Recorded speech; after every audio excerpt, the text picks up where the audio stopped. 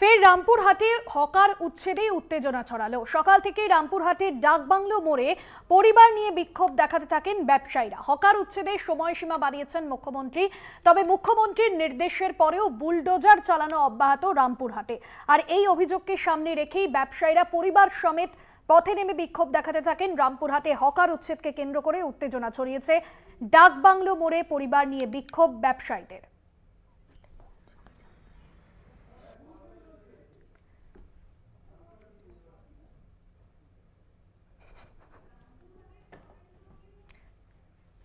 রামপুরহাটের ডাকবাংলো মোড়ের ছবি এই মুহূর্তে আপনার তুলে ধরছি। ব্যবসায়ীরা পরিবারকে সঙ্গে নিয়ে বিক্ষোভ দেখাচ্ছেন এবং তাদের যে দাবি, যে মুখ্যমন্ত্রী মমতা বন্দ্যোপাধ্যায় তিনি যে 1 মাসের সময়সীমা দিয়ে দিয়েছিলেন এবং বৃহস্পতিবারই তিনি কড়া বার্তা দিয়েছিলেন নবান্নের বৈঠক থেকে, তারপরেও প্রশাসনের তরফে যেভাবে বুলডোজার দিয়ে দোকানপাট ভেঙে দেওয়া হচ্ছে তারই প্রতিবাদ জানাচ্ছেন তারা। পরিবারকে সঙ্গে নিয়ে পথে নামলেন ব্যবসায়ীরা। দেখছেন সেই ছবি, সকাল থেকেই বিক্ষোভ চলছে তাদের।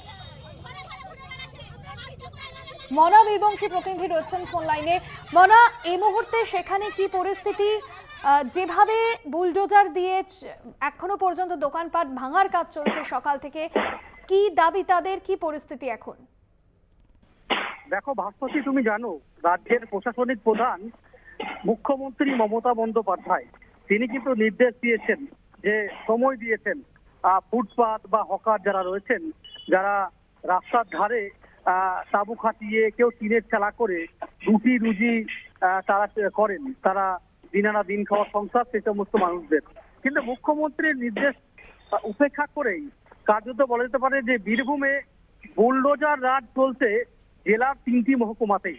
আমরা যদি এদিন সকাল থেকে রামপুরহাটের চিত্রটা দেখি, তাহলে বিশেষ করে বিগত দিন মানে 2-3 দিন ধরে যে তাণ্ডবলীলা বুলডোজার নিয়ে চালানো হয়েছে, তাতে ধ্বংসস্তূপের একটা চিত্র। শুধুমাত্র সেখানকার মানুষদের একটা আর্তনাদ কান্না, তারা স্বজনহারা কান্না তাদের মধ্যে একটা উঠে আসছে। খুব স্বাভাবিকভাবেই তারা পথে নেমেছে। তারা রাস্তায় দাঁড়িয়ে তাদের পরিবার, সন্তান, বাবা মাকে নিয়ে তারা রাস্তায় নিয়ে এসে হাতে প্লাকেট নিয়ে তারা বিক্ষোভ দেখাচ্ছে। তাদের বক্তব্য যে রুটি রুজির ব্যবস্থা করুক, না হলে আত্মহত্যা হতে হবে, আমাদেরকে বিকল্প ব্যবস্থা প্রশাসনকে পুরসভাকে করতে হবে। এভাবে দিনের বেলায় সময় না দিয়ে যে ভেঙে দিল, গুড়িয়ে দিল, তাতে আমরা মেনে নিতে পারছি না। দেখো, অবশ্যই এই সামগ্রিক বিষয় নিয়ে জেলার যারা পুরসভার চেয়ারম্যানরা রয়েছেন তারা বলছেন যে পুরসভার আধিকারিকরা বলছেন যে মুখ্যমন্ত্রীর নির্দেশ, শহরকে সৌন্দর্যায়নের বিষয়টা গুরুত্ব দিতে বলেছেন।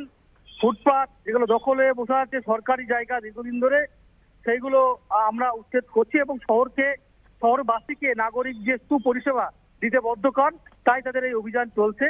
সব মিলিয়ে একটা কি বলা যেতে পারে, তোমাকে এটা বলা যেতে পারে যে একটা কান্নার একটা ছবি, একটা শোকাহতর একটা ছবি, একটা খারাপ লাগার একটা ছবি গোটা জেলার বীরভূমের বিস্তীর্ণ অঞ্চল জুড়ে কিন্তু উঠে আসছে। আজ সকাল থেকেই বীরভূমের আকাশে কালো মেঘ, পার্শ্ববর্তী অঞ্চলে ঝিরঝির বৃষ্টি হয়েছে।